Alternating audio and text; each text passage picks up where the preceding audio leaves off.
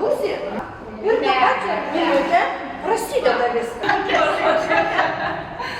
Esame parodoje 100 tikrų žmonių portretų su jos autore. Skaičius 100 man visą laiką prieš akis šmėžavo. Ir aš pagalvojau, kad irgi noriu švęsti kartu su Lietuva. Ir žinoma, kaip fotografas gali švęsti šventes, tai tik fotografuodamas. Vis tiek dirbu spaudoje, tai sutinku daug žmonių. Tą pačią minutę prie jo eisiu ir tiesiog atsirado labai daug gerbėjų šito projekto. Nusižiūrėjo mano kulinarinį receptą. Tai tiesiog aš pasakydavau, ar galiu jūsų portretą padaryti? Žmogus, gali, kiek.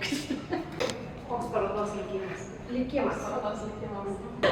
Pavyzdžiui, čia yra viena žymiausių Panevėžio poečių, kuri norėtų, kad virš lovos kalbėtų Masalskio. Masalskis.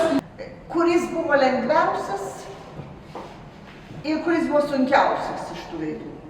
Man faina, neturėjau jokių viršininkų virš galvos, galėjau ką noriu tą daryti. 100 tikrų žmonių portretų.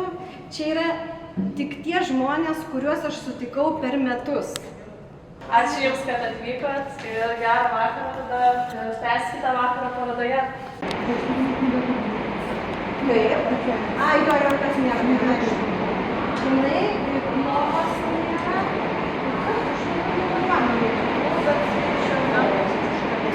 Kažkaip tas skaičius 100 man visą laiką prieš akis šmėžavo. Ir aš pagalvojau, kad irgi noriu švęsti kartu su Lietuva.